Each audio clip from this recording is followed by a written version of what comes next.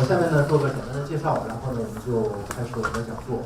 其实今天我们的讲座呀，非常符合我们现在的情况。讲座的题目是什么呢？是关于美国大选其对中国的影响。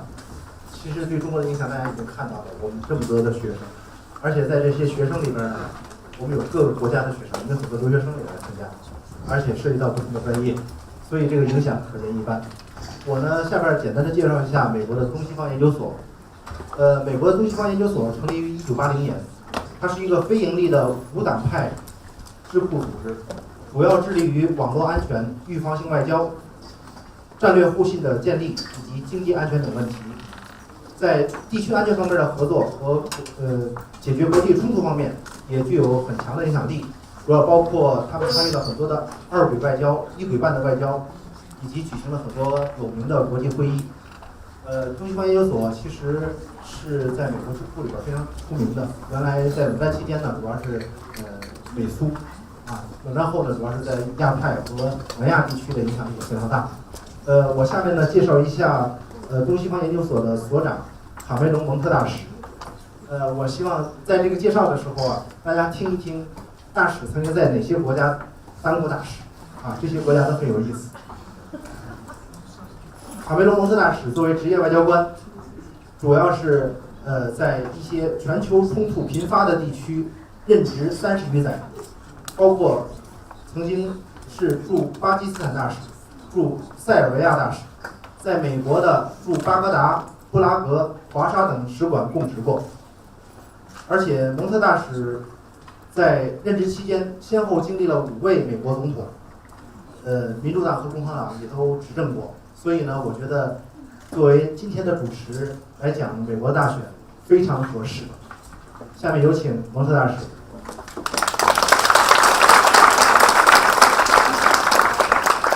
Thank you, Professor Long, and thank all of you for coming here on this afternoon to be with us. We're going to have a discussion about 2016, and by that I mean a discussion. You'll hear us talk, but we'll also have an interactive time for questions and answers. And as you've heard, I've served in places like Pakistan or Baghdad, and I've dealt with questions and answers in Pakistan and Baghdad, so nothing you say will be any tougher than what I was asked when I was there. The team here represents the East-West Institute. The East-West Institute is an organization that tries to build trust and to seek solutions. By that I mean we're actually tied into people, not just abstract ideas, or applied to the craft of trying to figure out how people can avoid international conflict and through open discussion solve problems. This diversity that I mentioned to you is a diversity of the people who work with East-West Institute. Here on the platform, you have people who come from the business world, people who come from defense, people who come from diplomacy, people who come from government. So you will not get one voice.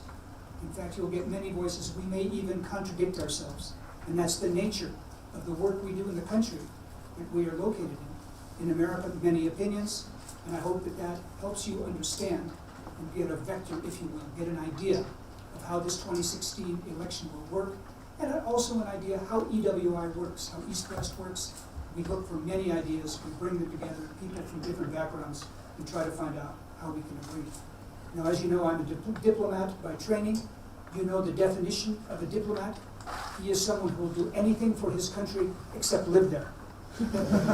So I am not the best judge of what happens in America because I look at it like you. I was for 30 or 40 years outside of America. Many of the people here have some very good ideas on how things will work in the election. So what I'd like to do today is, first of all, thank you again for coming. And then we will have 4 members of the panel give short presentations about election 2016. And when those are finished, we'll be able to have a discussion. You notice I mentioned 4 people, but we have more than that. We have experts as well. We have Jim Blaker on this end, and Mr. Joe Bild on that. Mr. Blaker is from the Defense Department. He's now retired. Mr. Bild is a businessman who has the best restaurant in Beijing. And they are people who will be able also to make comments.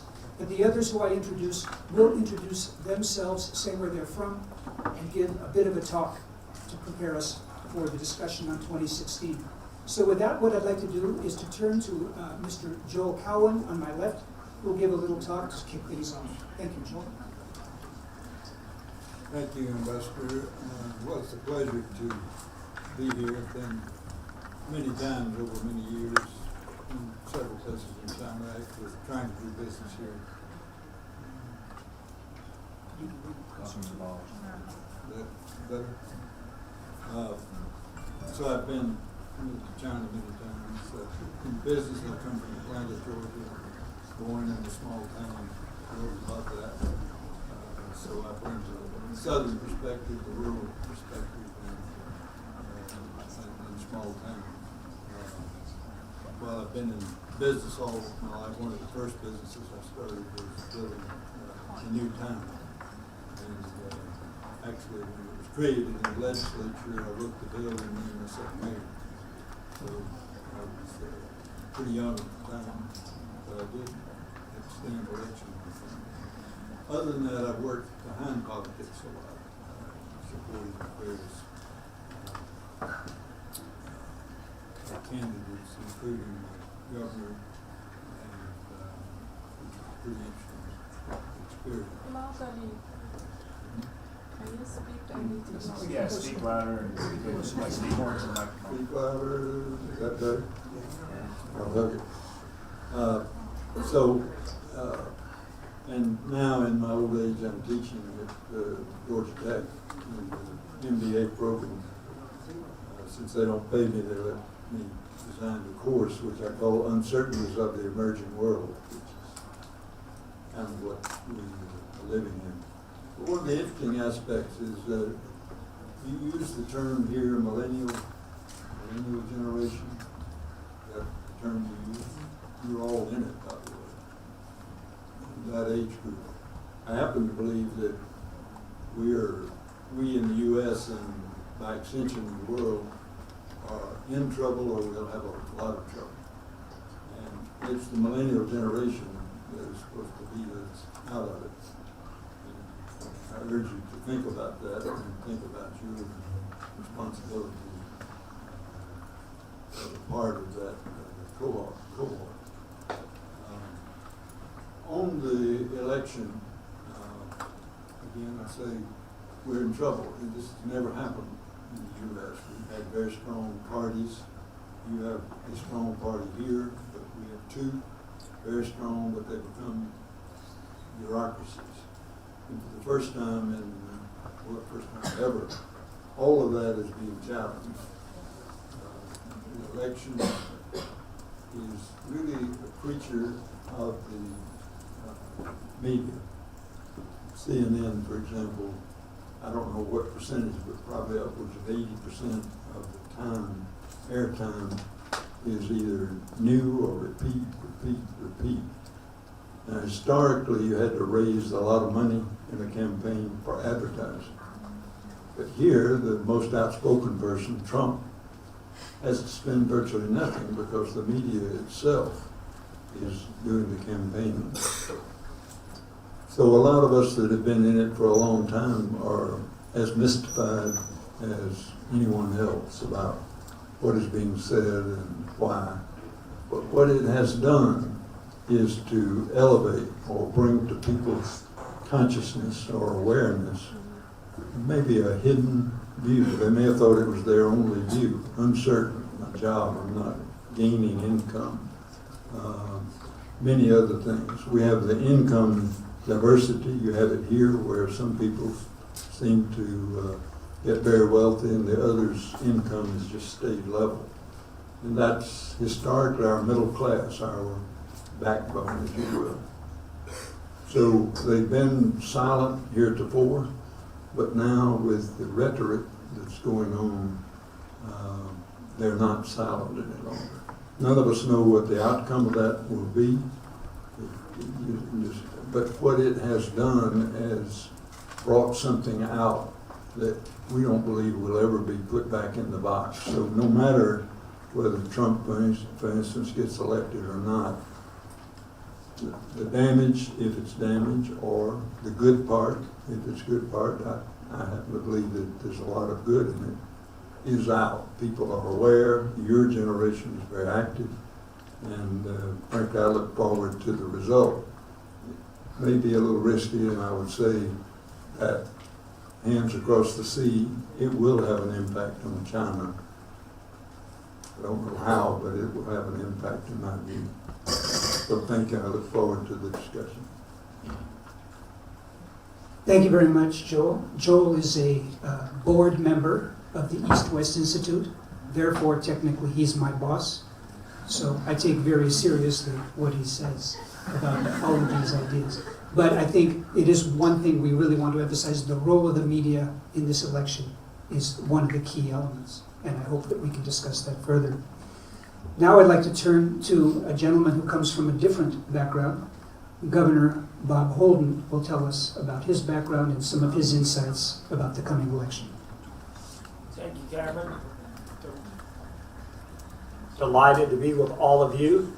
It's about your age that I decided to get involved in politics because of people like Robert Kennedy in our culture, Martin Luther King.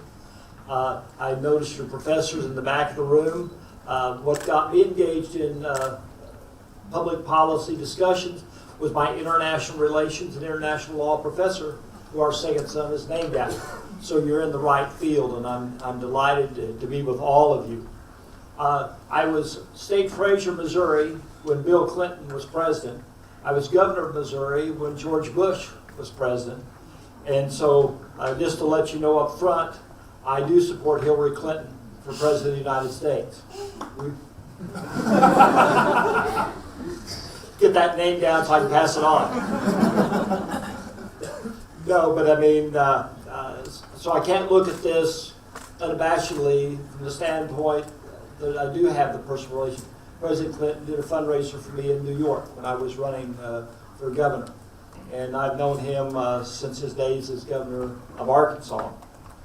We're really at the kind of end of the primary process. We started out with 17 candidates on the Republican side, and now we're down to one, Trump. We started out with 4 or 5 candidates on the Democratic side, but only really 2 viable candidates, 2 still in this race on the Democratic side. But the numbers pretty well point to the fact that Hillary Clinton will be the Democratic nominee for President of the United States. So basically we're down to a Donald Trump versus Hillary Clinton presidential race going forward in 2016. The first thing I want to mention, that getting the most votes is not always a guarantee that you're going to be the president of the United States, because our system is really designed around the popular vote that is connected to the electoral college or electoral vote, which is required to have 270 electoral votes to be identified and be certified as the President of the United States. The reason I think that Hillary is in very good position is because of the demographics and the numbers that are already there. 19 states has voted for the Democratic nominee in the last 6 elections, all 6 elections. That total electoral vote comes to 242 of the 270 votes needed. 3 states voted Democratic 5 of the 6 times for an additional 15 electoral votes. 2 states voted Democratic 4 of the last 6 elections for the Democratic candidate, and that would give the Democratic candidate another 24 electoral votes, or well over the 270 votes needed to be declared the President of the United States.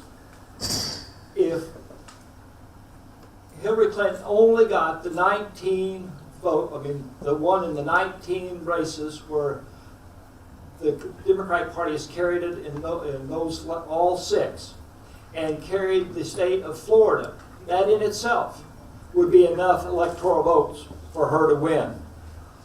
The states to watch on election night to determine kind of how the election is going, and I'm giving you a tip here. First and foremost, the state of Ohio. There has never been a Republican candidate elected President of the United States that did not carry the state of Ohio. So that's an important state to remember. The other states to watch on election night is Florida with 29 electoral votes, Pennsylvania with 20 electoral votes, Colorado with 9, Nevada with 6, Virginia with 13, Arizona with 11, North Carolina with 15, and Michigan 16. So you've got states that are all over the United States in that mix. Secondly, we need to understand the voting patterns and the changes in those voting patterns that are occurring all across the United States. The U.S. electorate this year will be the country's most racially and ethnically diverse voters in the country's history ever.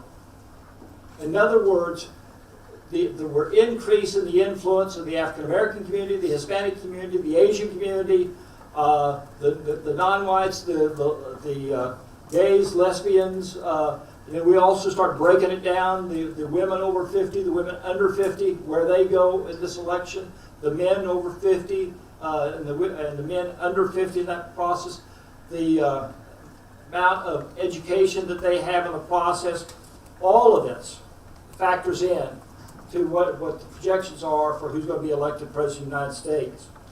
According to Pew Research Center, nearly 1 in 3 eligible voters will be Hispanic, Black, Asian, or another racial or ethnic minority in this election. The non-Hispanic white vote share of the electorate continually falls. And that white vote that we're talking about also is older.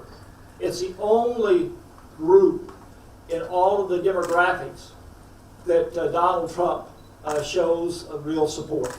All of the other groups that we talk about, he loses votes over what Republicans have historically gotten in the past. More than 2/3 of the net growth in the U.S. electorate has come from racial and ethnic minorities. That's a net increase of 7.5 million new voters in this election. In 2000, only 8 states in the District of Columbia had higher than a 30% share of minority voters. In 2012, the number of such states grew to 17, plus Washington, D.C. With each election year, non-white political influence is growing. By 2043, people of color will make up a majority of the U.S. population, according to the Center for American Progress. That's the dramatic shift that is occurring in all of this. From states like Arizona to Pennsylvania, we see these changes occurring. And we're seeing shift in voting patterns between white women, as I said, over 50, and white women under 50. Men over 50, white men under 50. We're looking at the educational. Those that have a high school degree, those that have a college degree, are beyond, and what they're doing. The younger voters are increasingly getting involved. So a lot of them have gotten involved with Bernie Sanders in the Democratic side. We expect to see most of those voters, after he is out of the race, shift over to Hillary Clinton and be a supporter. Because the primaries on the Democratic side have not been near as divisive in terms of keeping the party together as it has for the Republicans.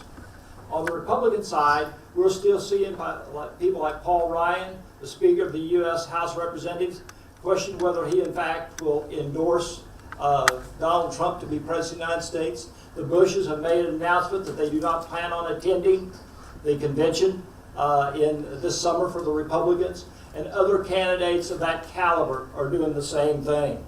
So he has a tremendous job just to convince his own party that he is well deserved to be their nominee and to be President of the United States.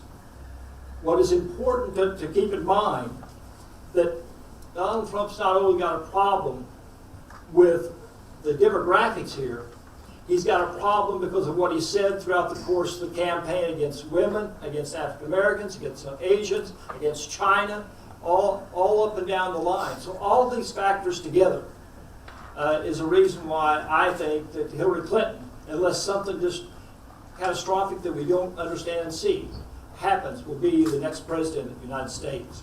Thank you very much.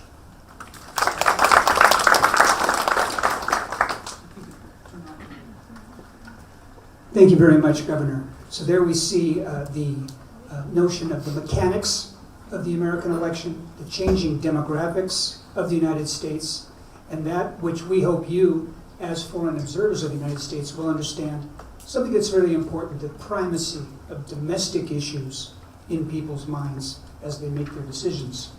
Now I'd like to turn to another expert, General Gene Habenger, who has a strong background in the military, but also is an acute observer of domestic issues. Gene. Acute observer, I don't think so. Thank you. Acute. Well, first of all, I want to say I'm impressed that so many people came out for this. I can only assume each and every one of you got extra credit for a project by showing up for this lecture. Is that right? What? No. it's not. Well, I spent nearly 39 and a half years wearing the uniform of the United States of America. And I saw a lot in terms of the political process. And let me make a couple of points to put things in perspective for you. First of all, people in the military today, yesterday, and hopefully tomorrow will realize in no uncertain terms that the military is controlled by the civilians in the United States. That's part of our Constitution, part of our culture. And the analogy I would give you is, when's the last time, this is rhetorical, and you're all college students, so you know what rhetorical means.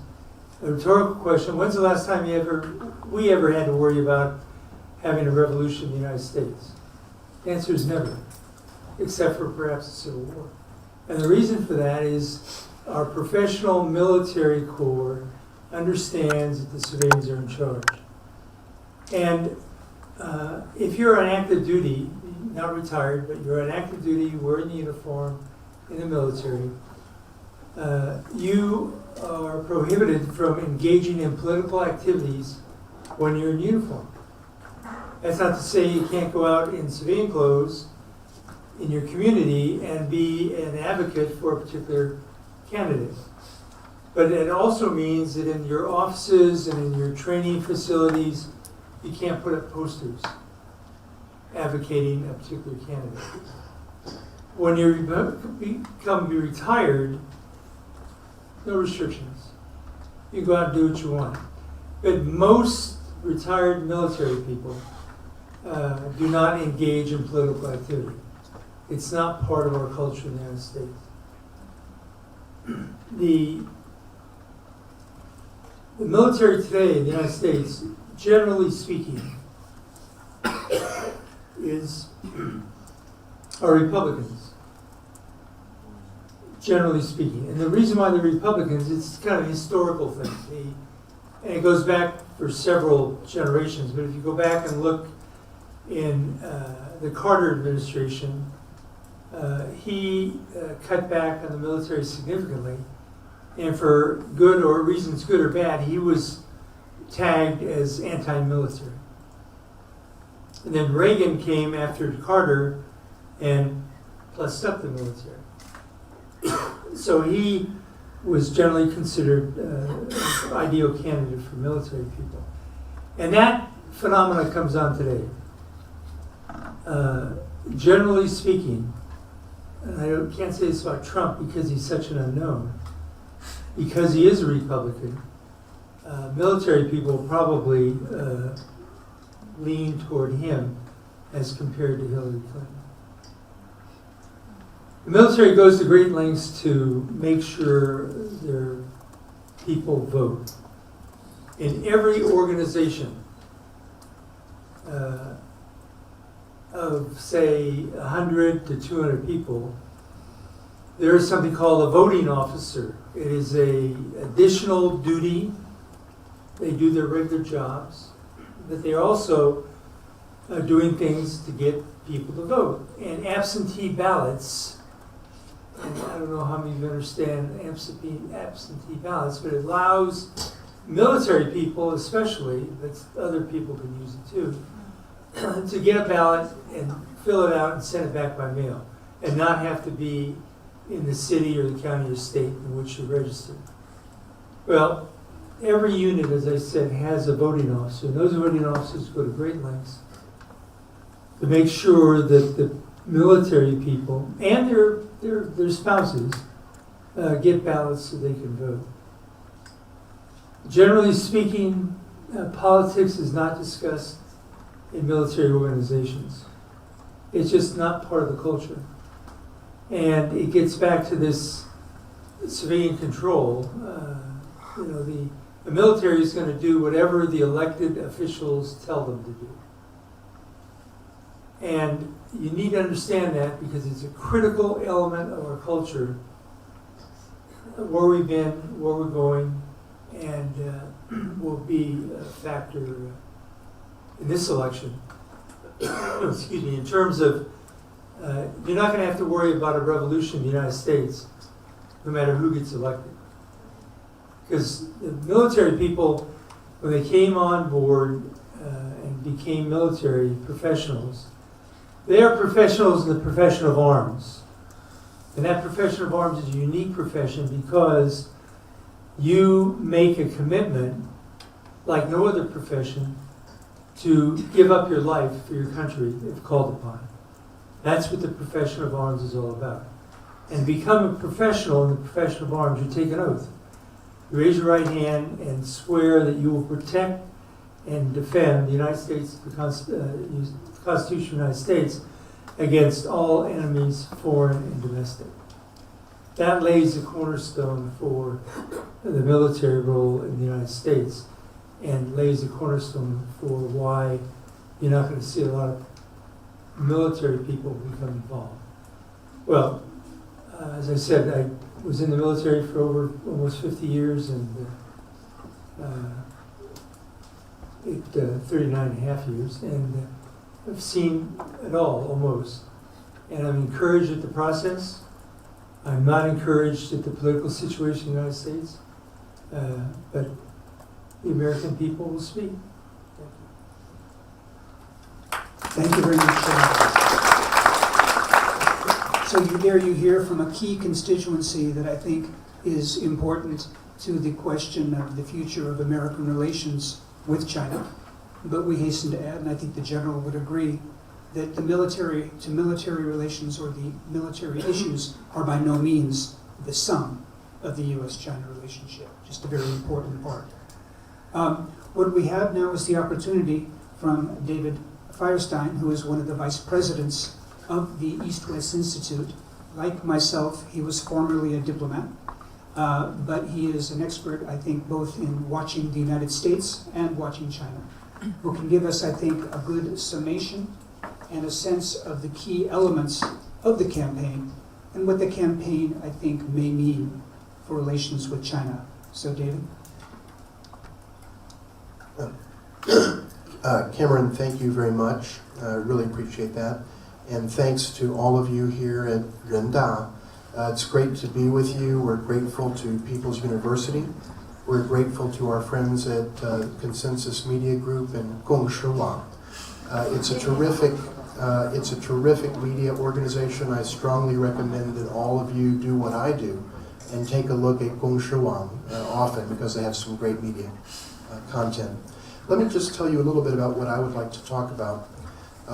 We've heard some really interesting and different perspectives on the U.S. election.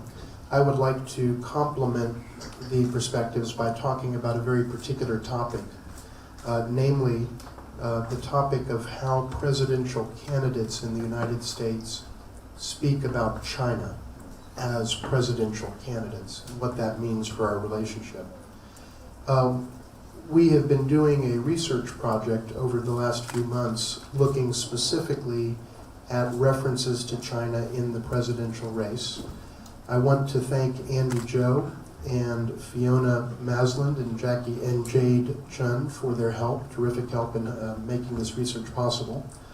And what we've done is, as one subset of our work, we have looked at every presidential debate for this election, and we've analyzed the references to China in all of those debates.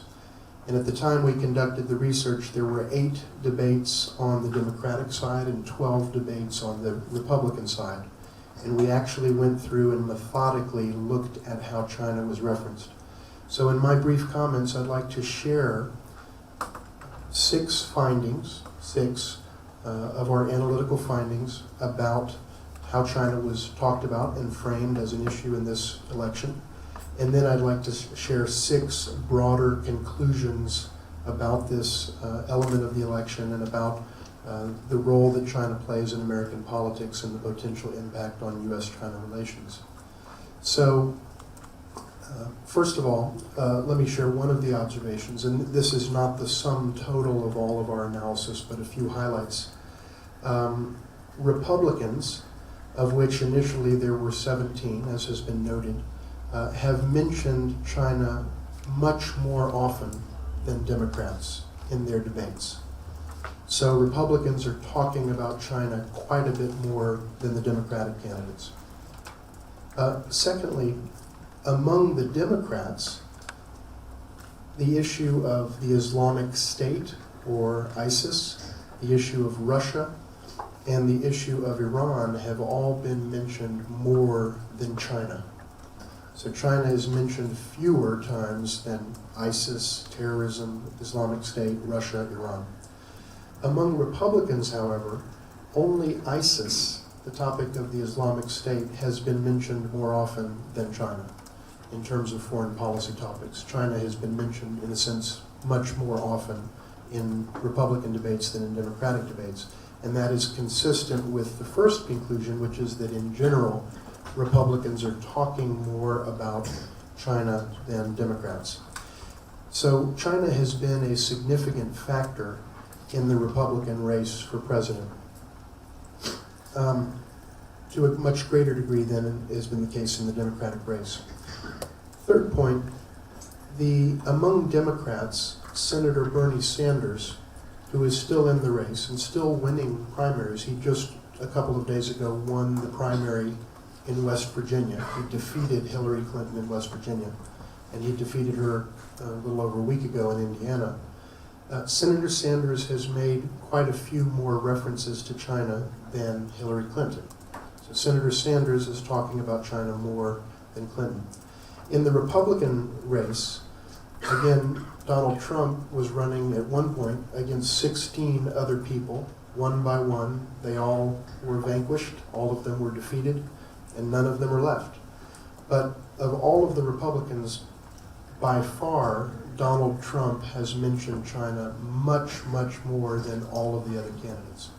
Of all of the Republican mentions of China in the debates, Donald Trump accounts for more than 1/3, and now that his final opponents are out of the race, it's probably coming closer to 1/2 of all the references, and obviously going forward it'll be 100% of all references since he's the only candidate. So he has been a disproportionate percentage. He's accounted for a disproportionate percentage of all references to China. In both and here's a very important point, in both the Democratic and Republican parties, economic references are greatest in number. So more people, when they talk about China, are talking about economics than any other topic. Secondly, after economics is security issues. Things like, for example, the South China Sea. And after that is to say less frequent, but still there, is the topic of human rights, which sometimes comes up, although not very often. So the economy remains the key concern about China. But what we do see in 2016, which we did not see in 2012 or 2008, is that yes, economics are the main issue, but now this year security issues have been mentioned to a much greater degree than we've seen in the last 2 races. 4 years ago, there was not a single reference in the entire presidential campaign to security issues relating to China. None. 0. The only references to China were economic, and frankly were framed mostly as domestic policy challenges in the United States, not foreign policy challenges. This year, because of events in the South China Sea and other world events, we've seen more references to security, and that's an interesting development that, in a sense, takes us back to what the situation used to be 10 or 20 years ago. It's also interesting that the Republican Party, in terms of references to security and human rights, that is non-economic issues, the Republicans mention those much more than the Democrats. That's another way of saying the Democrats are mostly focused on economics, and the Republicans have a wider focus. Finally, one interesting data point to share with you. Senator Ted Cruz of Texas was running for president until about a week ago, and he dropped out after losing in Indiana. He is the only candidate in this race who mentions China on his website. The only one. He's gone now. He's not in the race anymore. But no other candidate has a specific. Sorry, I misstated that. Let me correct that. I misread my notes. He is the only candidate who did not mention China. My apologies. He's the only candidate who did not mention China. And believe me, if you saw the notes that I was looking at, you wouldn't be surprised that I missed that. He's the only candidate that did not mention China at all on his website. All of the other candidates did mention China. Now let me make very briefly a few final points that are more general. First of all, in 2016, China has returned to being treated as a foreign policy issue. 4 years ago, it was not a foreign policy issue. It was, believe it or not, and strange as it may sound, it was a domestic policy issue for the United States. It wasn't even mentioned in the foreign policy debates among presidential candidates within the parties last cycle, 4 years ago. Today it is, so that's kind of a return to what had been the norm. The second point, the focus has expanded greatly. As I noted, it's no longer just economics, but it's economics, it's security, to a lesser degree human rights. And within the security or international relations issues, the South China Sea has been mentioned, cybersecurity has been mentioned, North Korea has been mentioned in the context of China, Asia-Pacific security, and even the word Taiwan has been mentioned. That was not true 4 years ago. Taiwan was not mentioned a single time ever 4 years ago. This time it's been mentioned. So the way that U.S. presidential candidates are thinking about China has changed. Third point, China continues to be a measuring stick for several things. It's kind of a symbol, it's a proxy, and it's a measuring stick in American politics for a number of things. Number one, it continues to be a measuring stick for the personal toughness of candidates. So people tend to hold up China as a way of demonstrating how tough they are as candidates, and that's true for both Republicans and Democrats.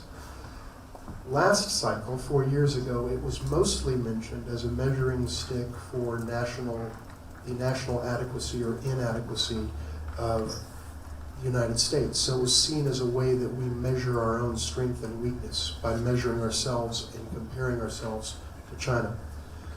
But this year there is one new element, and I think it's quite interesting to note, and that is that Secretary Clinton has done something new. She is now referencing China as a measuring stick for her judgment. She has been saying, I have worked with China, I have met with the Chinese leaders, I have advised President Obama on this critically important bilateral relationship. That shows you that I have the judgment to be President of the United States. That's a different type of argumentation than we've seen before, and that's an interesting point she's making. 3 final points. China has been, I think, largely displaced by ISIS specifically, and Russia, and Iran in overall presidential discourse. To the Republican, in the case of the Democrats, to an even greater degree than in the Republicans. But basically, China is not the central issue that it was 4 years ago, mainly because other things have happened in the world and bumped China out of the prime position and moved it into a second-tier category to some degree compared to 4 years ago. Second to last point, despite differences in views among all the candidates, and here I'll make an observation that may or may not be one that everyone would agree with, I actually think that the core policies of Hillary Clinton and Donald Trump, as different as they definitely sound on the campaign trail, are probably generally within, when you get down to it, within the mainstream of U.S. policy toward China. I know that that sounds counterintuitive relative to Trump, but I think when you strip away the rhetoric and strip away the things he has said that he wants to do that are not possible from the standpoint of U.S. law, I suspect that U.S. policy toward China will not change dramatically as a result of this election, whoever wins the White House. And finally, as I read and have been reading the Chinese reaction on the blogosphere and in Weibo and on the various other platforms, my sense is that I've been surprised that there is a kind of lower level of alarm. There's a lot of interest, a lot of fascination, but an overall lower level of alarm about what's been said about China. And I think that's a very good thing, a very positive thing, and I think it demonstrates that there has been a maturation and increased understanding on the part of our friends in China of our interesting electoral process, and I think that bodes well for U.S.-China relations as we go forward. It's very important to understand each other's domestic situations, and I think our Chinese friends are understanding our election better and better, and frankly, at this point, probably as well as most Americans do, at least with respect to this race. So those are some of my thoughts, and I would just end with this statement, and that is, I'll say to you what my father used to tell me, and that is, America is strong enough to survive anyone as President of the United States for 4 years or 8 years. So everything's going to be okay. And let's enjoy the next few months as this unfolds. Thank you. Thank you, David. And I'd like to make just a few summary comments myself before we turn to questions and answers in a discussion with you, where all of us, I think, can take part.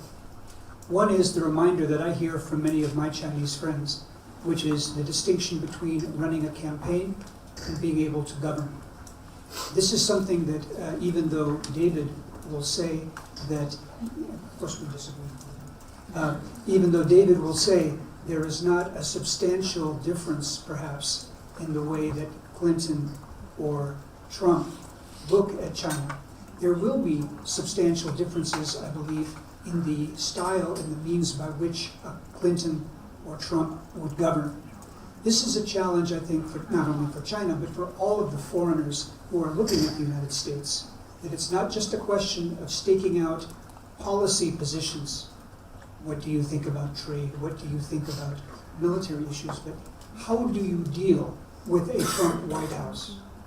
How do you deal with a Clinton White House? And the two words that come to mind for me, I think that Joe Cowan was hinting at and others, which is, it is likely to be much less predictable under a President Trump. It is likely to be much more predictable under a President Clinton. In many parts of the world, that predictability is welcome. But there are some people here who have mixed feelings about Mrs. Clinton. They're also unsure. But I think I can promise you that there will be style differences between the two. The other point that I think is clear, that's so important in most countries, is to really pay attention to the primacy of domestic politics. I think it's interesting that David mentioned that China was considered before a domestic issue. What does he mean by that? He means that China was spoken about in the context of jobs, of economic restructuring, of growth, of trade, things of that sort. It is precisely this question that America has about its own future and its own domestic state that I think is so key for those of you who study America to understand. And if there is a break, something new, something strange, or something revolutionary going on, it is about the way that Americans see themselves and govern themselves that is very important. A final point that I'd like to make that was alluded to here is that there is a very strong focus that has come up in the last 4 years on the general topic of counterterrorism. This is a theme that is very prevalent in the United States. There is a sense in the United States that there is a threat, a very strong threat, to America and its friends overseas, to its interests, and that is the threat of terrorism writ large. The question of whether terrorism is a major issue may be seen differently in China than in the United States. I believe many American political leaders would like to see China and America as countries that believe in order in some way, that China and America could work together. And yet the amount of urgency that one senses in the United States about counterterrorism does not seem to most Americans to be taken as urgently in China. But this is an issue that I would caution anyone who studies the United States, take into account the importance in America of domestic issues and the importance in American debate of counterterrorism. So with that, what I'd like to do is to throw ourselves open to you, to your tender mercies, to your ideas, to your criticisms, to your suggestions. What I'd ask, though, is that you keep your questions very short and to the point so that we can answer them as quickly and as efficiently as we can to give everyone a chance to talk. And if you could do us the favor of identifying yourself, saying who you are before you ask the question. So, please, the floor is open to you. If you can wait, we have a microphone, I believe.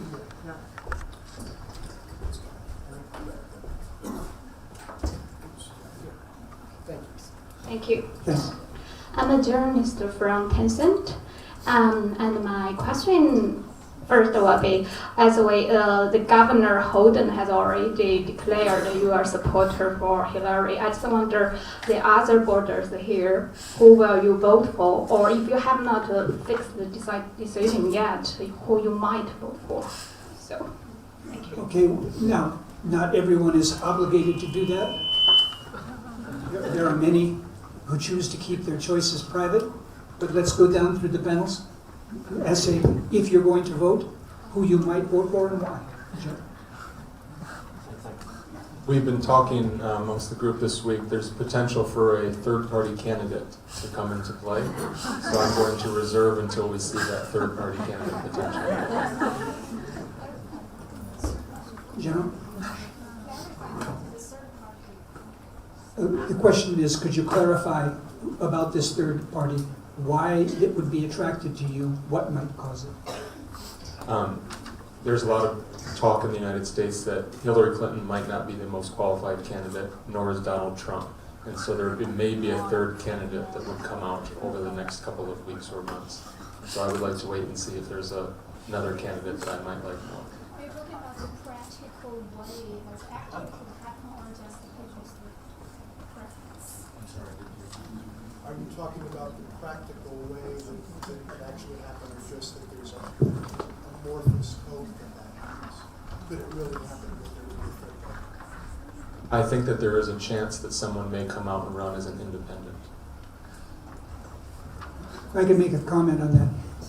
America does have a history of having certain third-party candidates. None of them have ever been successful, but there is a history of candidates emerging in certain times. Okay, I'm going to not answer the question. I've been married to the same lady for 53 years. We've determined over time that we cancel each other's vote out every time, just about. We voted in the primary election in Texas about 2 months ago, and I did not tell her who I voted for.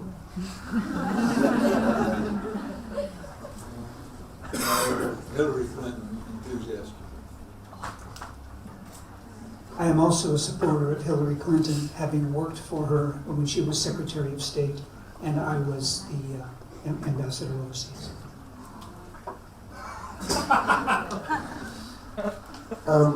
I was hoping not to be asked this question, but since it has been asked, let me be very honest in my response, and just take 2 or 3 sentences to say, because it's a complicated issue for me. I self-identify as a Democrat. I have voted for candidates at all levels from both parties, but I have more often voted for Democrats than for Republicans. Hillary Clinton's views on the issues facing the United States better match my views than the views of Donald Trump. That is to say, I agree much more with Hillary Clinton than I do with Donald Trump. It is I have to say the direct answer to your question, and I'm embarrassed. I'm a little bit embarrassed to say it, but I'll tell you the truth. I am an undecided voter right now, and I'll tell you why. I think Hillary Clinton is enormously qualified to be President of the United States. I think she would be in many ways a very good President of the United States, but I'll just be very honest. I have concerns about her handling of the email issue. Those concerns for me personally are very, very profound. And for that reason, I have not yet in my heart made a commitment to vote one way or the other. I will pray about it and I'll think about it, and I hope that over the coming months, and I know that over the coming months I will find the right choice for me, but that is the reason at this time that I am an undecided voter. Have you changed it? I'm a supporter of Hillary Clinton based on direct personal knowledge of the two candidates. So there you have it. But I think it's important to note that there's an element to what Governor Holden talked about, which is we are not a terribly diverse group of people.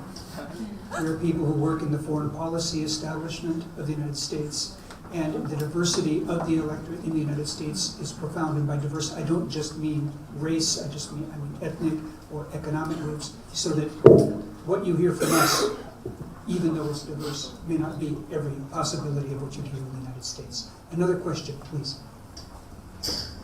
My name is Vila. I'm from Russia, studying in Medellin University. My question is towards the human rights. So basically you mentioned that neither Democrats, neither Republicans now are mentioning, or they're trying to avoid this question towards the rhetorics towards China. Does this mean that in order to maintain and enhance their cooperation in other aspects, the United States will be stopped, not pressuring, but mentioning human rights in terms of the human rights situation in China, which is obviously not very perfect at the moment? Thank you. Thank you for the question. I would like to field that. One of the criticism of Secretary Clinton in China is her speeches on human rights, some of them in China itself. I would not expect her to minimize that issue going forward. I think she will be tactful about it. But Hillary Clinton was fighting for women's rights when she was 19, 20, 21 years old in her own country. So it's not a change of philosophical policy on her part. It's something that she deeply has held in her mind for many, many years. Thank you. More questions? Please, we have one in the front here.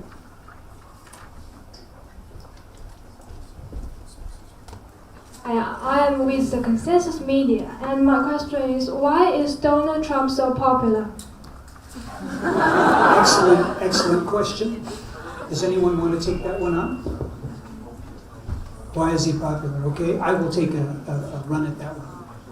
What Donald Trump has been able to do is to funnel or to channel the anger. And by anger, I don't mean to say necessarily considered policy ideas, but the anger of certainly a number of people in the United States who feel that the political structure in the United States, the system that we have, doesn't pay attention to that. Many of these people, it's guessed that these people are of a demographic group, that is people who are not college educated, who are older, who are white. And it corresponds in many ways, and I'm speaking very roughly because I can't be precise sociologically, from people who have suffered, or they believe have suffered, under globalization and the outsourcing of jobs outside the United States.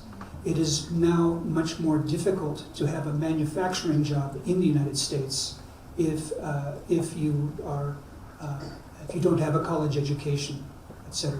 So there is a certain group, a self-styled group, that feels that it is not well represented in the United States. That's one element that Trump has been able to channel, this anger of people who felt they're not represented. In addition, there's been, over the last 8 years, a lot of gridlock in the way that America is governed. A sense that the people in Washington are so busy fighting with each other that they are not solving the problems that the people need to have solved. Whether that's fair or not, that's a very strong feeling in the United States. And so the problem is that Trump, or the attraction of Trump, is that he is able, through his mastery of media, through his style, which is very brash, to articulate that feeling of an outsider who feels that the inside system doesn't represent him. So he's able to take what is a very real sense of anger and frustration from economic reasons, perhaps, and then a feeling of frustration with the structure of American politics, to articulate it as the outsider against the inside. It's ironic, many people feel, that the man who is representing the outsiders is himself very, very wealthy. But ironically, in the American system, very often people who are very wealthy are seen as people who don't need to depend on other people. And so Trump has been able to use his wealth not as a criticism of someone who is privileged, but of someone who is independent. So many of these factors, and the main factor is just his personality. He's a master at the way he handles the media.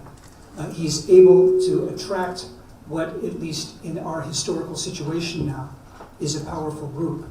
I think most of us would agree that this group is perhaps more articulate and more powerful in the primary system than they actually are as a political movement, that most of us believe that it may take more than just this angry group to get someone elected. But this is he has been very successful at uniting many of these trends in the United States. Anyone else choose to comment? Yeah. Joel? There's one other factor that just extends what Ambassador Minter has said, and that is that we've got voting blocks, for example, the Christian right, and they just blindly vote on one issue. If you pick the 17 original Republican candidates and said which one is the more Christian, Trump would be at the bottom. He is the least religious person in that context, and yet those people are voting for him. And it's true in other issues, gay and lesbian, abortion, those same things, and yet they support him. So it shows you it's not ideology as much as it's, we don't know what it is, nor do we know the impact of it. One of the things that I would ask rhetorically to our media people or point out to you is that one of the unintended consequences of Trump's success is the way the media in the United States covers him. He is getting millions and millions of dollars of free campaign ad exposure on CNN and Fox News and ABC and NBC every week. And that's not to say that's necessarily bad, but that's one of the reasons why he has done so well. In the United States, if he is going to be given a speech somewhere, the chances are one of the networks will cover it live. And that's incredible exposure. I think Governor, one, yes. If you are familiar with the Survey Research Center at the University of Michigan, does the best research based on surveys of decisions, particularly with regard to voting decisions. And over the last at least 3 presidential elections in the United States, the answer I voted for whoever because of their personalities. Now, that may or may not follow the same outcome. 30% of the people voted in the past. But if that continues, and that's one of the reasons that a number of people see Trump as a target of revolt. or against him. It's not a bad way of thinking about candidates, really, because you don't really have parties in the United States that differ profoundly in terms of how they're going to deal with the issues. There isn't a solid understanding of platforms of other parties, and in many instances they're simply dismissed as that's interesting. And as a result, some people justify their personality on the basis of, well, I need somebody in there who will make the right decisions in a number of these issues. So Trump's popularity comes in part from the view of how he seems as a person. Thank you. Great. Another question with that?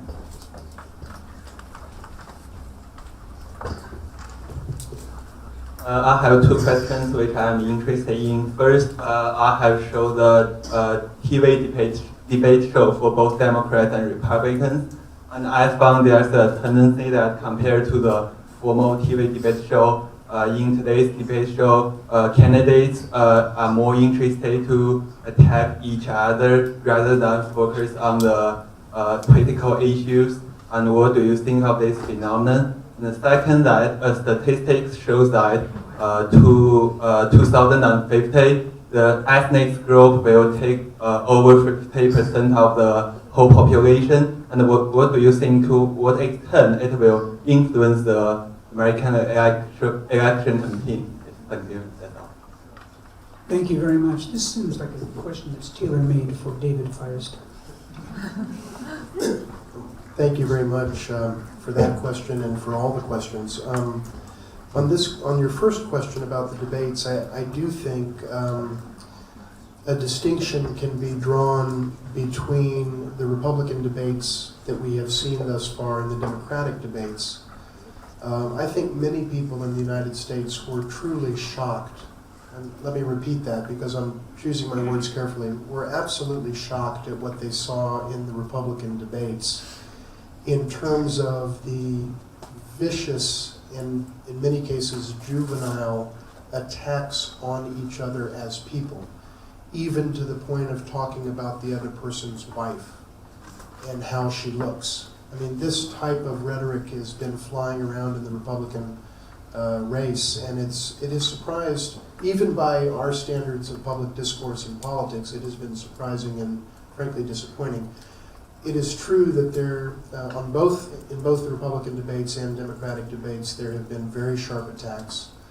I think Americans, including me, tend to draw a distinction between policy-oriented attacks and personal, or what we call ad hominem attacks, which means attacking the person as a person, saying that they are a bad human being. But I think that we tend to see that attacks on the positions of your opponents are legitimate. And it's entirely proper for Secretary Clinton to critique Senator Sanders' position on health care or any other issue. It's appropriate for Senator Sanders to attack Hillary Clinton's views on campaign finance or other topics. Same thing for the Republicans. And I don't think we have seen the kind of sharp personal attacks on the Democratic side that we have clearly seen on the Republican side, and even the Republicans themselves have talked about that very openly and lamented that. So the other point I would make about debates and about attacks, and not just attacks within debates, but also attack advertising or what we call negative advertising, sometimes called contrast advertising, is that the reason candidates do it is because it works. It works very well.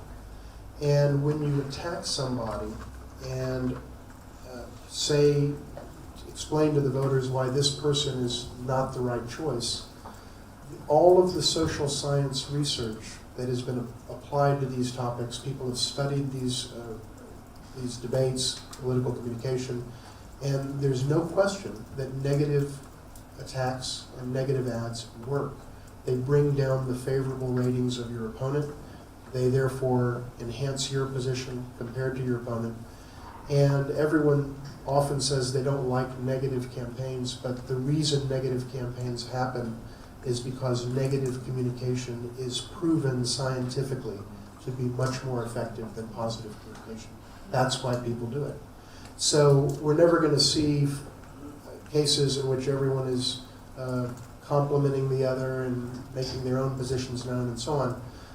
There will always be an element of contrast, negatives, and so on. The distinction to draw is between personal attacks and policy-related attacks, and I think people draw those distinctions. On the issue of 2050 and the demographic changes that are occurring in the United States, I do think that there are profound changes occurring, and I think that those changes will have a very significant impact on future electoral political outcomes. And the main reason is that if you look at the data, and there is a lot of empirical data to study, and that has been studied, most of these immigrants tend to, when they become U.S. citizens, disproportionately vote for Democrats. That's particularly true with Hispanic immigrants who come to the United States, disproportionately from Mexico, but from many other places as well. And when they become citizens and when they attain the right to vote, the numbers show that overwhelmingly they tend to vote Democratic. And I think this is something that Governor Holden quite properly referenced. The demographics of what's happening in America in a long-term sense favor the Democrats. There is no question about that. It is also true that younger people tend to be more liberal than, and therefore more likely to vote Democratic than middle-aged people and older people. That is also statistically true and empirical. And with each passing year, there is a demographic dynamic that is causing young people to be able to come out in greater numbers and support Democrats. So I think the long-term trends demographically in America in terms of our politics, favor Democrats and work to the disadvantage of Republicans, unless the Republican Party can do something to change its level of appeal to some of these key and very fast-growing groups. Let me add that there is an implicit policy and kind of almost operational change that is involved in that. In the practice of diplomacy, there has been a tradition in the United States that diplomacy is the work of an elite. The American Diplomatic Service was one of the last bastions of kind of privilege, people who went to fine universities, mainly men, and there was a tradition that this diplomacy was carried out by elites. And what many people see as a worldwide phenomenon is reflected in the United States, that diplomacy, foreign policy's implementation is increasingly becoming diffuse. Just as the politics of America are becoming more diverse, the practice of diplomacy is also becoming more diverse. It's something for you as you consider understanding the foreign policy and diplomacy of the United States to think that it's not just people representing the State Department, but people who are in non-governmental organizations, people who are representing private business, people who are representing universities. That is, diplomacy is leaving the halls of traditional diplomats. So I would say even among us here, Joe, who is an entrepreneur living in Beijing, is an ambassador of the United States in a way that traditionally an American business person was not. So this diversity is something I think is very important to keep in mind about the United States. We will increasingly have a diplomacy using what many people refer to as a kind of soft diplomacy that allows for many people representing rather than elites representing the United States. And this will not only be a question of how we cope with that, it'll be a question of how you cope with that as well. Because an example I would use is when I was ambassador in Pakistan, we were committed to the eradication of polio. Pakistan is one of 3 countries in the world that still has polio. And we spent a great deal of money at the embassy, and we failed miserably to eliminate polio. The Bill and Melinda Gates Foundation, which is an NGO, but a global NGO, working with many groups from the Islamic world, is probably on track to eliminate polio from Pakistan. They're not smarter than we were. but they were a little more creative, and they were able to attack this problem in a different way. I think in the future, many of these kinds of issues are going to reflect that difference and that diversity in the United States. Thanks. Another question, please. Oh, the American left, saying, as you may concern, some marginalized organizations just like DSA, Democratic Socialist America, is supporting Bernie Sanders. So, say, I'm trying to ask, is there any chance for those small organizations or parties to develop as a strong trend or power in the United States because they are socialism? The second question is, what do you think, what was the biggest missed opportunity for China-US cooperation in the last 2 decades? Thank you. In the last 2 decades, you said? Yes. Okay. I don't see the hands coming up. So I will take a hit at the question for the American left, and I'll let you handle the question of China in the last 2 decades. The American left has always had, for many years, if you follow the history of American, the Democratic Party, what you would call the socialist left has always been fairly marginalized.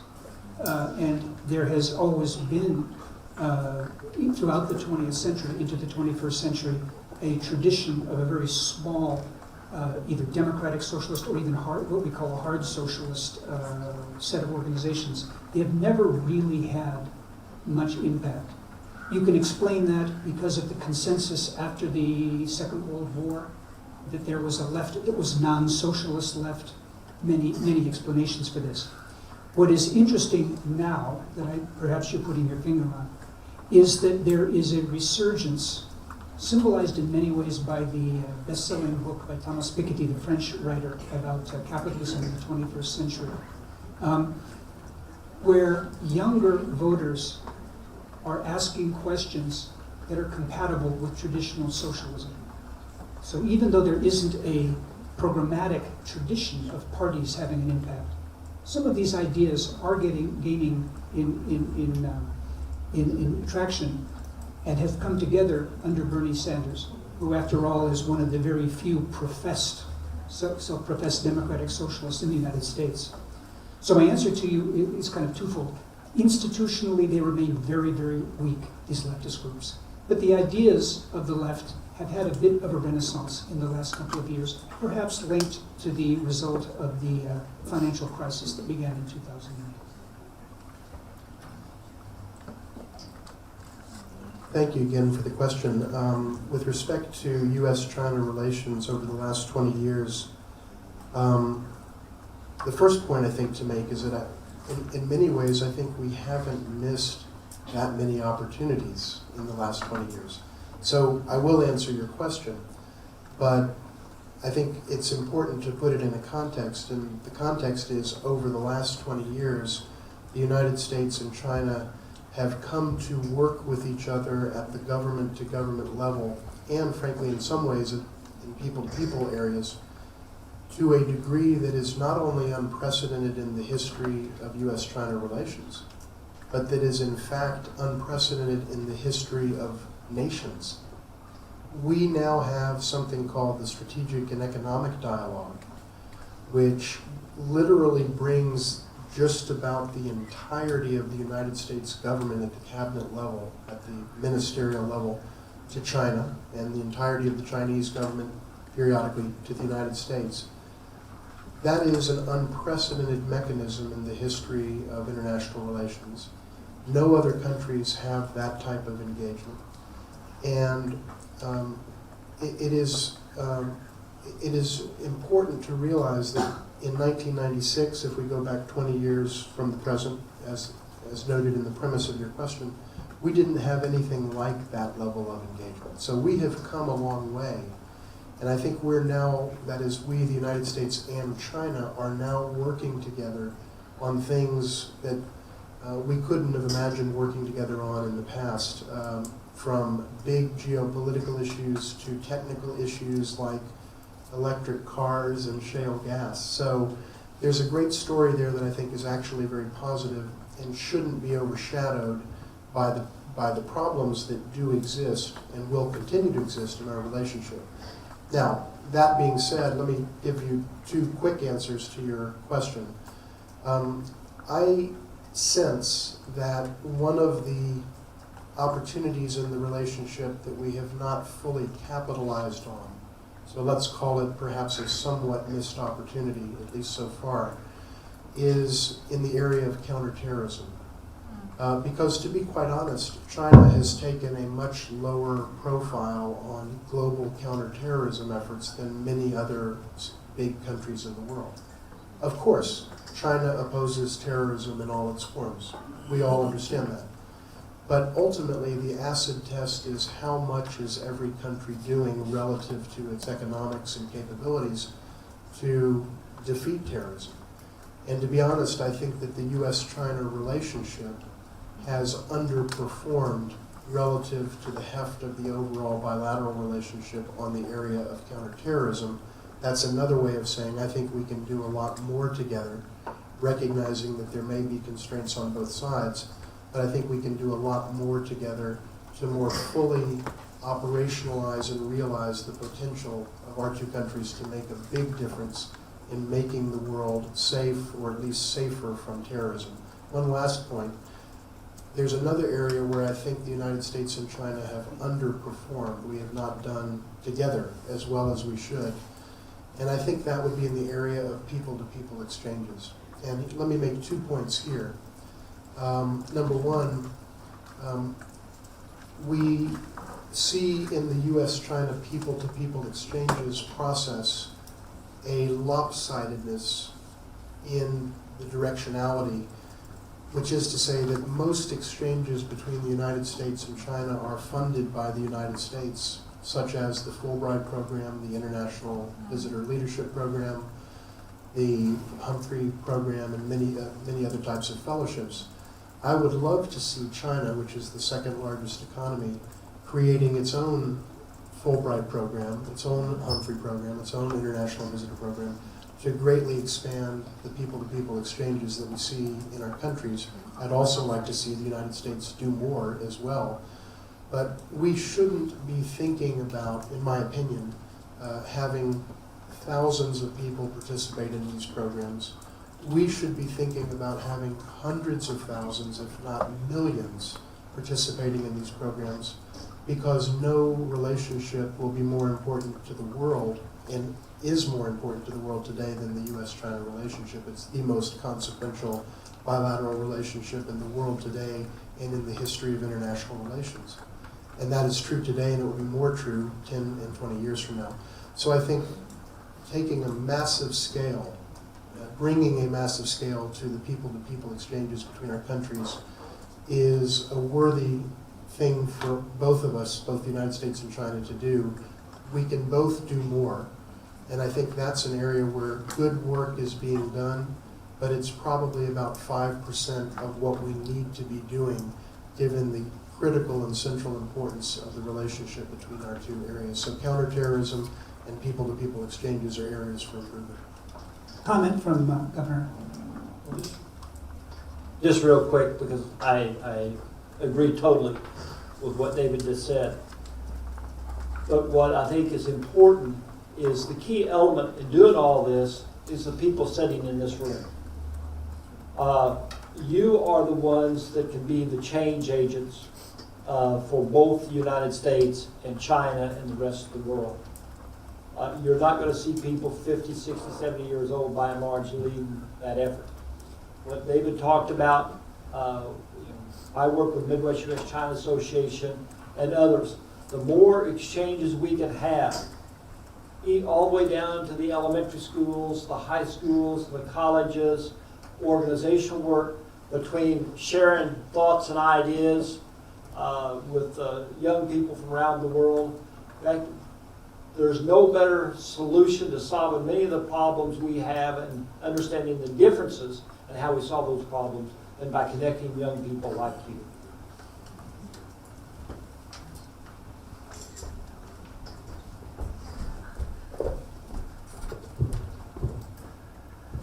I'm from the Institute of American Studies. I have a question. I've read from the newspapers that Mr. Donald Trump has openly expressed his hatred of Trans-Pacific Partnership, and Ms. Hillary Clinton also withdrew her support of this Trans-Pacific Partnership. So no matter who will win the election, what would the American government do with this trade deal, and what kind of impacts would bring to China and to the relationship between China and America? Thank you. Thank you. Anyone want to take that?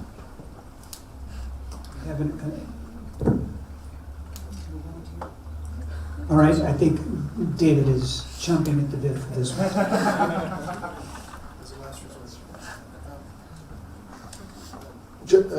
Thank you for the question. Just a brief comment. You rightly note that to use a phrase from the recent elections a couple of cycles back.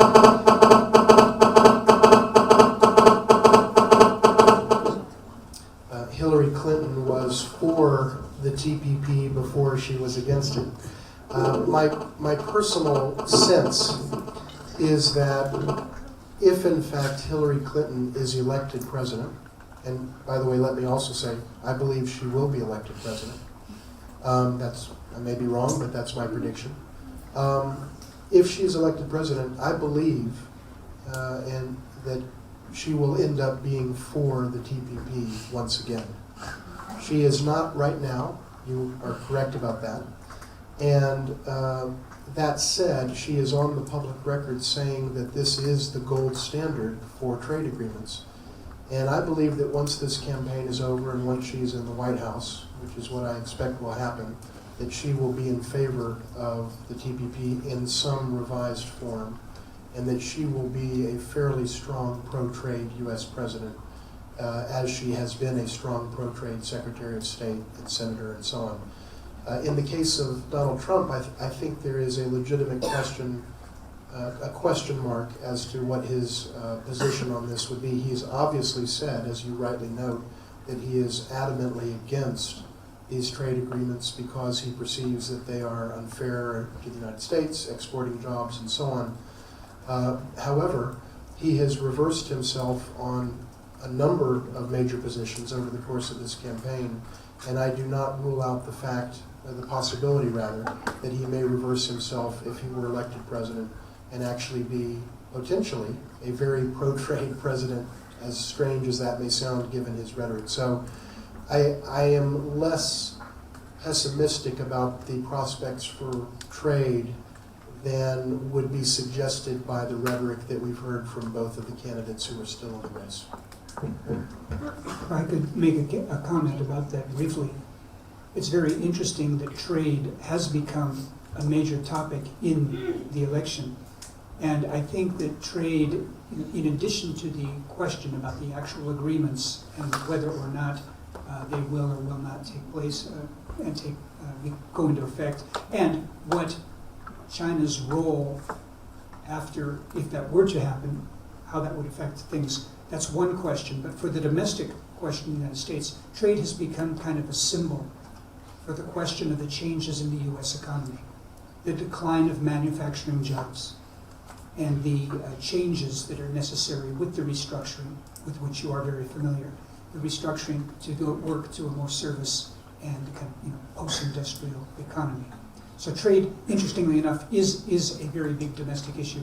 Those specific questions you ask, we'll see what happens after the election. Yes, please. I think that on the trade agreement, that regardless of who was elected, that there will likely be some changes that are made. So either president will be able to say that they had an impact on that. Yes, please. Can you just clarify, please? So, is there a possibility that this TPP will be already ratified during the Obama's presidency, or? I simply don't know.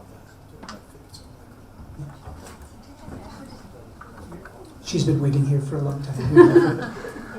I would like to ask. Oh, Tulio. sorry. After her, we'll go. Please. So I would like to ask a question. So when we look at this presidential election in US, I think caused a lot of attention. Hillary Clinton is a perfect candidate, seems to many people, and she is a seasoned politician. But when we look at when she was the Secretary of State, so what happened in this world?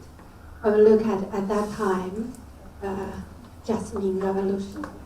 Okay, so Libya, Tunisia, Egypt, and these days when we look at Yemen, Iraq, Iran, even recent days about Syria, the refugees, all of these problems. So seems to her that she is very tough style to manage all these global things. So I wonder if she would be the president of US, whether she will use this kind of a tough style to manage all the global things. How do you think about this? Great question. Anyone want to take that on? So if I say, let's say, if nothing happened, nothing had happened at that time, whether this world will be better, would be better. Thank you. Well, first of all, she was Secretary of State, not President of the United States. And so the President makes those decisions. Now, I think she had a great deal of input into those decisions. Hillary Clinton is a moderate in foreign policy affairs. She is a tough negotiator, but she also has shown the ability, both in terms of her political life in the U.S. Senate, to bring people together. And I would expect to see her try to bring all the different elements together and the different issues that you talked about to find some common ground and some common solutions.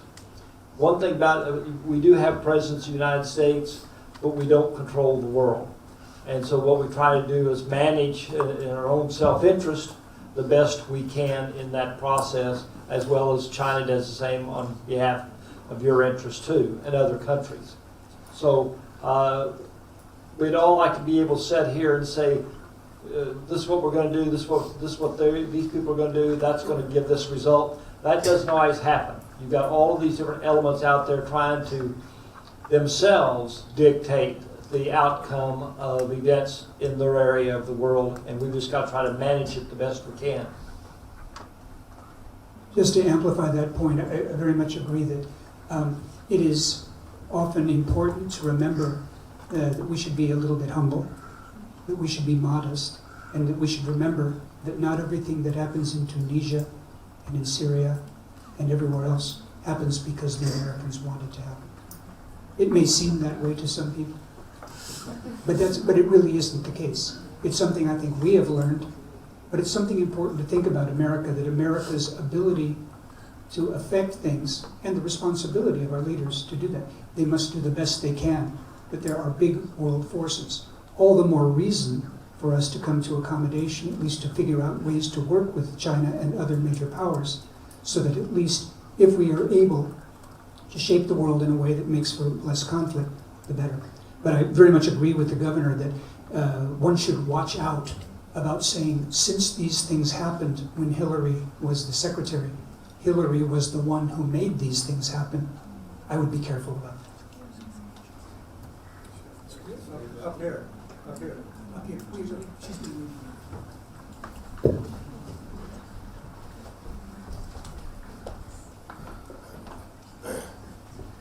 Thank you for giving me this chance. My dream is to be an American ambassador after 20 years. Chinese have always saying it's a great joy to see friends come from a far place. So welcome you well. And everybody knows that China-US relationship is the most important relationship in the world. And Trump, many people say Trump is a crazy person. he said if he elected, he want to kick all the Muslim out.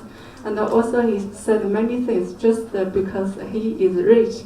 And but just Robert said it doesn't matter that's who gets the most votes, right? I wish Trump will win, but it's from my perspective. And I have 3 questions. Since many American diplomats are telling me that American diplomacy is leadership. So first, will you break the ice with Iran? And Obama says he has a mistake for the Middle East policy. Will the new president adjust the policy for Middle East? And what about, what is your opinion on Lanha issue? Thank you. Sorry, what was the third question? Okay, any volunteers? Okay, let's let G take a hit. I'm not going to proceed and try to answer the 3 questions. I'll turn to our leader here, but I want to make something very, very clear to you about the sound bite that came out of the United States media about Trump not wanting Muslims to come in the United States. He said that, but if you read and hear his entire statement, he said, we will keep Muslims out until the U.S. State Department fixes the problem in terms of not knowing where Muslims in the United States are after their visas expire. So you have to read the whole thing. It's not a flat statement that he wants to keep a certain number of people out of the country. This was during a period when the State Department was saying, whoa, we don't have that information, we can't track these people, and Trump made it very clear that until the State Department is able to fix the problem and give us information, let's close the door. I'll turn to the chair. Sure. Let me just make quick comments as best I understand them on the question of the future of the United States policy towards Iran and towards the Middle East, if I understood if that was the question.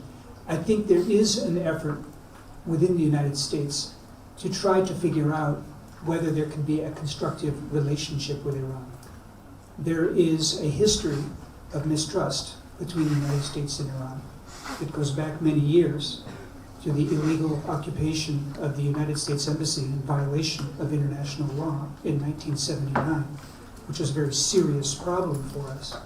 But there are many reasons why the Iranians themselves believe that they have grievances against the United States as well. So I think there is an effort to try to overcome these problems of the past and to build a relationship, but this will move, in my opinion, slowly, because there are still many obstacles to that. Now that sounds like the typical diplomatic answer. We're going to see how long it goes. But that is the way the diplomacy works. I think there will be an increased effort to try to relate with Iran, but it will be very slow. That is part of the answer to the second part of your question. Will there be a change in the U.S. policy towards the Middle East? I think there are questions that are being raised about the traditional American reliance on certain allies and certain relationships. The Americans have always been strong supporters of Israel. The Americans have always had a very strong relationship with the Kingdom of Saudi Arabia. And these have been, in many ways, the pillars of the United States relationship in the region. And people are asking now, in the wake of the Arab Spring, in the wake of the war in Syria and in Iraq, whether or not the old policies still work. There's a great deal of ferment. And this is not just with U.S. policy, but questions that everyone dealing with that part of the world has to ask. So again, I think it is a time where there are a lot of questions are being asked. A lot of old things that were taken for granted are not being accepted as 100% true. And efforts in the case of places like Iran to try to see if we can get past old enmities. My own personal prediction is this will take a very long time, and it will be a very rough and uneven process. based on all of the difficulties in the Middle East, many of which are far beyond the control of America to steer. Just very briefly to add on, and I agree with that analysis. But first of all, one clarification. You seek to become the Chinese ambassador to Washington or the American ambassador to Beijing? You said American ambassador. I just want to clarify. Work in Chinese Embassy. You would like to be the U.S. ambassador? You want to you want to work in the at the U.S. embassy in Beijing? Oh, good. No. Okay, China is embassy in the United States. got it. I do wish you the best with that. Just a couple of quick points. On the issue of Iran, the only thing I would add is I think there is a significant policy difference between Secretary Clinton and Donald Trump on this. He has said very emphatically that he would essentially rescind the agreement, or that he basically sees the agreement as, quote, a bad deal for the United States. That is the agreement on Iran's nuclear program. Whereas Secretary Clinton obviously was a critical part of the team that negotiated the agreement. So there could very well be a distinction in how the United States would approach Iran under one or under the other. But I do agree with Cameron that in any case, that's a very important emerging relationship that will take many years and a lot of care to develop it to its full potential. And the other thing I would just say briefly on the Middle East is that one of Trump's most controversial comments among many controversial comments that he's made in the race is that he would be, quote, neutral on the issue of Israel-Palestine. And that didn't go over very well with the American electorate, which on the whole is very, very pro-Israel. And he later walked back that statement, but it suggests that he could take a generally somewhat different philosophical approach. But that being said, I want to point out one interesting thing that you may not know. And that is, if Donald Trump becomes president of the United States, he will be the first U.S. president, to my knowledge, to have a Jewish grandchild, because his daughter, Ivanka, is Jewish. And she gave birth to a Jewish baby just a couple of months ago, or a month ago. And that immunizes him politically to some degree from notions that somehow he is anti-Israel. It may sound funny, but that's actually a very significant consideration. Finally, on the South China Sea, I'll just say I think it's a very difficult issue. Both the United States and China are in a kind of dynamic in which one side does something, the other reacts, that causes the first side to react again, and so forth. And I think it's going to take some very skillful analysis and skillful diplomacy to get us back to a more stable stalemate rather than the deteriorating stalemate that we see before us now. I think that's a very important question. But I also don't think the United States and China will fight over the South China Sea, and I am confident that ultimately cooler heads will prevail and this issue will be managed well. Just on the Middle East question, because of all of the instability in the region historically, but that's springed up over the past 5 years, the United States, I think, is reassessing its position in the region and its ability to influence the countries and the people and the culture and the religion in the region. And I think that not just the United States alone unilaterally, but is trying to work closely with the United Kingdom, with Europe, having discussions with Russia to some extent. And this is where I think China can actually help. I think China could come in and have more discussions on ISIS, on terrorism, and stability in the region, because they do have a lot of influence there. And I think that as a group, we need to figure out how can we create stability in the region and who can, in fact, lead that effort there when the rest of us can pull out. Good. So maybe someone in the back. Who has the mic?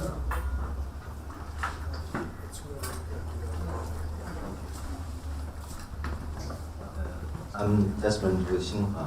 I have two parts of my question. First is about Bernie, because he's still clinging on with this election, and we are talking like this. It doesn't matter anymore.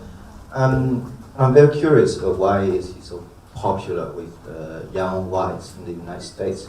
And this popularity, what does it mean? Does it say something about the politics or the future of US elections? Although this time, his chance is very slim. And also I want to, because some analysts are still saying that he still have a chance. So what's the chance of the super delegates actually change their position in the last minute? Is there any possibility of this? And the second part is, I'm very interested in David's research. You mentioned a lot of the references. You mentioned the numbers, but you didn't mention what their major viewpoints are. We are very interested. I'm personally very curious of what actually they are talking about. I mean, not the usual stuff. I mean, is there anything that's new and different from before? Thank you. Okay, could someone, David and I will take a rest on this one, and perhaps someone can comment on Bernie. Joel? Well, I think the Bernie phenomenon is what I was saying. I think there's an underlayment, people who've been quiet thus far, and the young, that they really are just fed up with the system, as we say. And that's a manifestation, that's a protest. They have not necessarily thought through the consequence, just as the Trump issue is. But it's a protest, and it's working very well. And on that point, I think it's simply a protest vote. To the second part, Joel, about whether you think that there could be a change with the superdelegates, does he have a chance? No, I don't think he can. On the second part, the question about, did you have a comment? I'm a superdelegate, and the chance of no.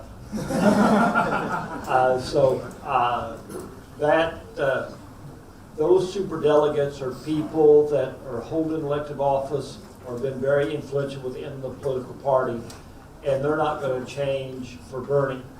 I think he's run a very good campaign. I think he's raised some issues that a challenger to an incumbent can raise because he hasn't had to take responsibility for the actions taken. I think those issues, particularly centered around young people and the cost of higher education, has really resonated throughout our culture. And I think that Hillary Clinton or whoever would be elected president would be very, very astute to take action to try to address those type of social issues. But Bernie is too old to come back in 4 years to try again. But I would tell you, if we don't make some decisions to address some of these issues that he's raising, it may light the fire for somebody either as a Republican or maybe somebody challenging the incumbent Democratic president if she's the president to take him on in 4 years. I think he's going to go down in history as an important person, not because he'll win, but because of his ability to focus on the issues of disparities inside the United States, disparities of wealth, access to good health, things like that, education. He's offered some ways of dealing with these disparities. They're, in the American context, they're radical, but that's probably going to be marked by history as when the disparities problems were first addressed. On the question regarding the research, let me just say a couple of quick things. We've studied that as well, and in the longer version of this talk, I go into that in some detail, but let me give you a very brief sense for the kind of things that the candidates are saying, the three remaining candidates. And we've looked at this for others that are now out of the race as well. So when Hillary talks about China, the main thing that she has said about China is that China is a good example of why she's qualified to be president. Because as Secretary of State, she was an important leader of the United States working with China. China is an important relationship for the United States. This is an example of her sound credentials to be president. That's one of the main themes of Hillary Clinton's comments about China. And also, she uses it as a measuring stick, as I mentioned earlier, for her judgment and I think kind of talks about China in that way. I will say the only other significant thing that she's said, and she's made a few comments here and there, is that she's the only candidate to use the word aggression in reference to China. And she said that the United States needs to, quote, counter China's aggression in the Asia Pacific. So that is a fairly tough framing, but she also hasn't used that kind of language very much. For Bernie Sanders, he's talked mainly about one thing, and then there's a minor point as well. He's mainly talked about China as the place where many U.S. jobs, particularly manufacturing jobs, have gone. So Bernie Sanders is not critical of China, interestingly enough. He's offered almost no criticism of China, but he has observed that China is one of the destinations where U.S. manufacturing jobs have gone, and that's one of the reasons he, like Trump, is against all these trade agreements.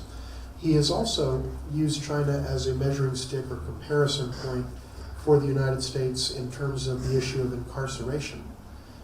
He has said that America has more people in prison than China does. And he's not criticizing China, he's using China as an example of a big country, and that somehow this sets a high bar and that we're imprisoning too many people. So that's not really a China comment, but repeatedly he has mentioned China in that context. Finally, Trump has actually been the one person who has really said some things about China that are unprecedented, that have, to my knowledge, never been said before by a presidential candidate, at least a major presidential candidate. But in a different way than you might expect. He's actually the first U.S. presidential candidate, based on my research, ever to say that he loves China. He has used those words many, many times. He says, quote, "I love China, I love China." No other U.S. candidate for president has ever expressed love for China. Now, he has also said that he admires China, he respects China, he admires China's leaders are smarter than America's leaders, and so on. And on the negative side, he has said that China is, quote, stealing from the United States, China is taking jobs, China has, quote, perpetrated the greatest theft in human history by taking commercially valuable data, and so on. But the most important thing that I think Donald Trump has done, and no other candidate has done it, in fact, I don't think any other presidential candidate in the modern era has ever done it, is he has created a frame or a framework for understanding China that is a zero-sum model. The way he talks about China, if China's winning, we are losing. If we win, then China will lose. So Donald Trump rhetorically seems to reject the notion of win-win or gongying, and instead he talks about zero-sum games. He doesn't use the word zero-sum, but everything he says is if China's winning, we're losing. That is an important kind of frame that is affecting how Americans view China. And this is the impact of presidential discourse on American popular opinion. It's a significant topic to study. I think we have time for one more question, perhaps back there. I think you win the prize. You get the one last question. Thank you. This question is about. Well, this is a question about America's Asia-Pacific policies. And we all know Hillary Clinton is the initiator of the U.S. pivot to China policies for the rebalancing Asia. And President Obama is going to travel to Asia at the end of this month, and he paid much attention to Asia than ever before. So my question is, what is the United States will do with China and with the Asia-Pacific countries, especially with his allies, just like Japan and South Korea, and the ASEAN countries and China, and how to balance his relationship with these countries, and if Hillary Clinton is elected, and what if Donald Trump is elected? Thank you. That's a small question. That's small. A small question. Would anyone like to take that on? Here? All right, I know David has an answer, but I'm going to try to preempt him. I think that there's two items that I think are important for someone like me who's not an expert in Asia. One is the context of the pivot towards Asia was an attempt, I think, by the Obama administration to try to make sure that there was a proper amount of attention given to Asia after what had been a focus of United States policy, and especially United States national security policy, on countries like Iraq and Afghanistan. So much of what President Obama campaigned on in 2008, and the campaign promise he wanted to keep, was to get America away from these commitments, these problems in Iraq and Afghanistan, and to refocus American policy. So much of the original idea behind the pivot to Asia was in many ways a rebalancing in the American mind away from an unhealthy, what was seen as an unhealthy focus on these wars that were not going well in Central Asia. Now, whether or not it played out that way, you will notice that in America is not disengaged. Despite what many people think, America is not disengaged from the Middle East. Mr. Kerry spends a lot of time there. America is not disengaged from Europe. We're very engaged in the questions of the stability within the European Union and the question of Russia and its neighbors. So America is still engaged in these other places.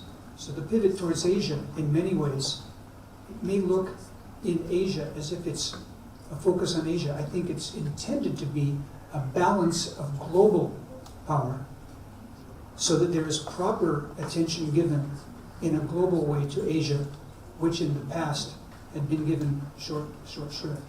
The second comment I would make is that America takes its alliance commitments very seriously. And by alliance, it can either be a formal alliance, such as we have with Japan or with Korea, or it can be arrangements with friends, such as many of the other countries of the region.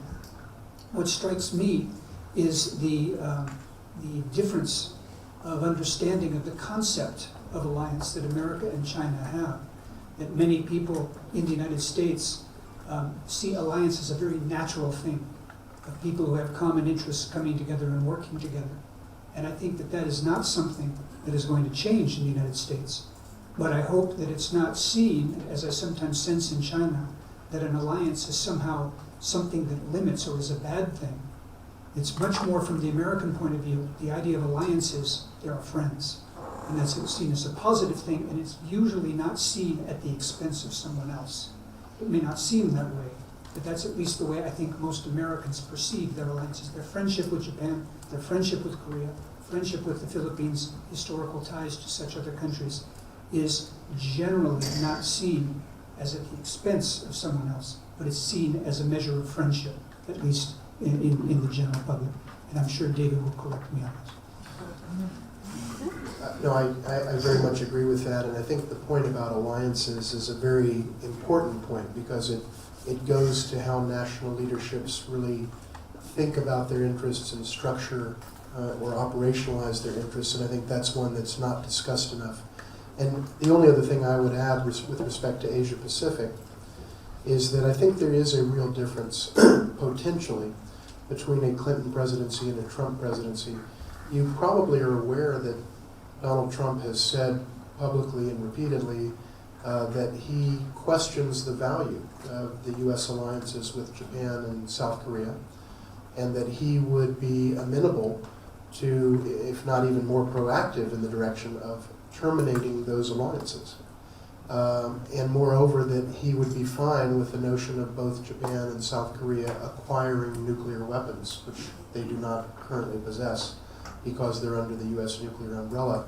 So I think a lot of people, both overseas and in the United States, have expressed some degree of alarm, and that is something to watch in the event that Donald Trump is elected president. But in the what I think is the likelier event that Hillary Clinton is elected president, I suspect Asia will continue to be enormously important to the United States, and just as Cameron rightly noted, we will continue to have difficulty, in a sense, shifting our strategic attention away from the Middle East toward Asia, just as we have in recent years, just as we have had difficulty in recent years, because again, as they say, 计划赶不上变化. And the reality is we can have great plans for the Asia pivot, but the simple fact is sometimes things happen in the world, ISIS is there, terrorism occurs, and all of that changes our thinking. So I think Cameron's exactly right about that. And with that, I'd like to thank you for your excellent questions. Okay, we have 3 or 4 more people. If I ask one, we're going to go on further. So I think what I'll do is I'll cut it off if that's okay. Thank you very much for your excellent questions. I want to thank the panel for giving some, I think, very frank answers. And we appreciate the kind of relationship we hope we continue to build with you. You can ask any question of us. We'll try to be as honest as we can in the future. We think that's the only way that America and China can really live together. So thank you very, very much.